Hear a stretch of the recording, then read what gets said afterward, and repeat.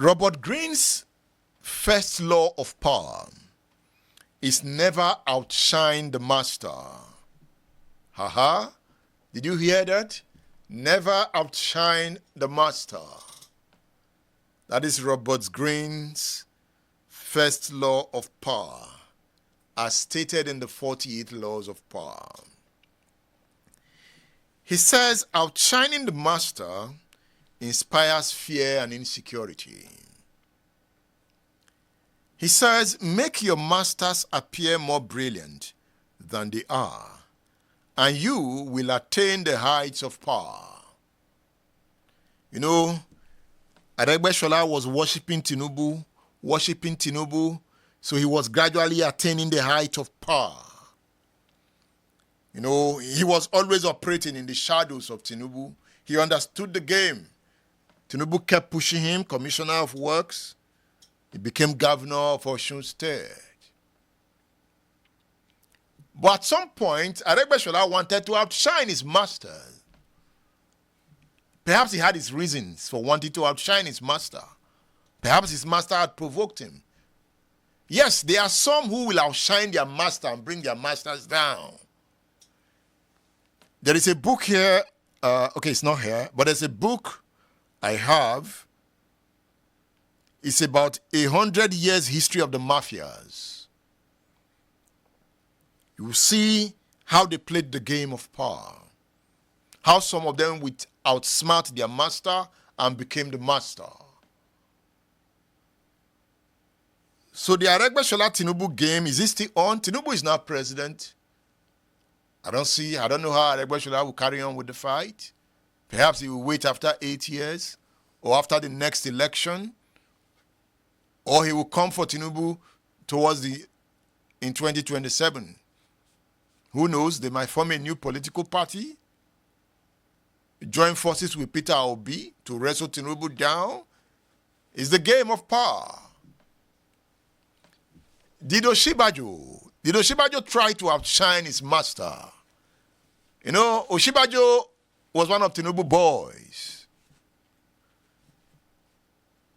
So Robert Greene says, outshining the master inspires fear and insecurity. He said, makes your master appear more brilliant than they are, and you will attain the heights of power. Could that be the reason in the Nigerian case, sycophants hero worship our failing leaders in order to attain power? Did Atiku Abubakar, as vice president, try to outshine Obasanjo, the president? Did he try it? I think he did. You know, Obasanjo almost lost the ticket of the PDP in 2003 because at that time, Atiku was controlling the PDP. Obasanjo did not realize on time that his vice president could move against him. But I think reason prevailed. Some people said Obasanjo had to go and kneel down to beg Atiku to get a second term ticket. After Obasanjo got the ticket, and did he win the election? Or he rigged himself into power again? He began to deal with Atiku. Did Atiku try to outshine Obasanjo? Could being a man of power be the reason Obasanjo tried to put Atiku in his place? Remember the 15th law of power. The 15th law of power. It says, crush your enemy totally. Crush totally. But there are some enemies that are also rugged that you can't crush. Aha. So did Obasanjo try to crush Atiku? Obasanjo messed Atiku up. Because Atiku was also rugged. He had that political structure. He had it. He was solid. He had his men in the National Assembly. So it was not an easy fight. And because Atiku is also calm, you don't know when he's under pressure. You know, Baba is here. But Atiku is calm. Very calm.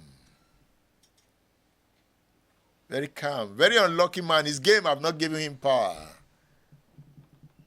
Why did he allow Tinubu to outsmart him? Peter Obi, what were you doing when Tinubu was outsmarting you guys? Huh? You know, Peter Obi was looking at you, count the vote, you count it. Okay, Tinubu was looking at counting it too, right? So let's count. Was that the reason Abacha crushed Yar'Adua in detention? You know Abacha killed Yar'Adua in detention. Not President Yar'Adua. President Yar'Adua was the younger brother of the senior Yar'Adua.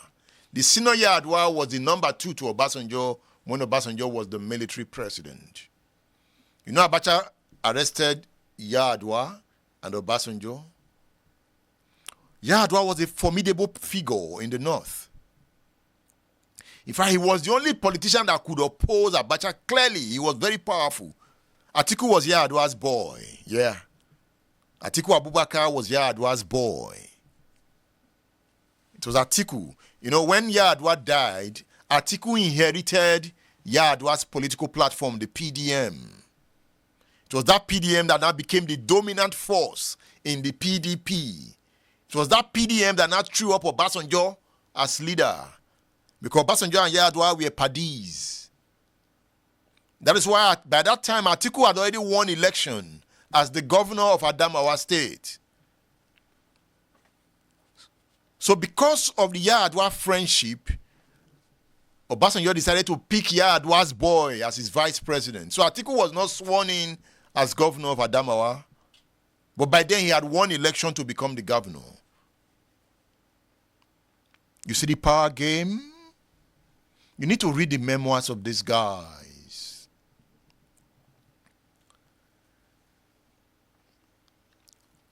Obasanjo is known for writing letters and raising alarms.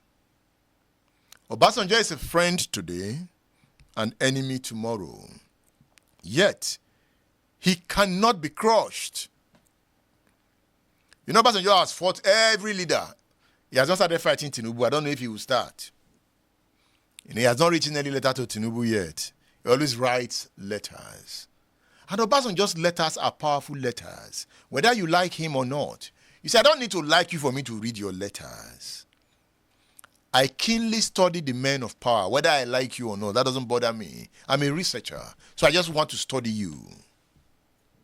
Obasanjo, when will you write Tinubu a letter? And you know, when Obasanjo writes letters, something happens. But under Buhari, nothing happened. I would like to ask Baba why. Did the potency of his letter fail in Buhari's time? Or it led to terrorism, banditry, and the rise of unknown gunmen in the southeast?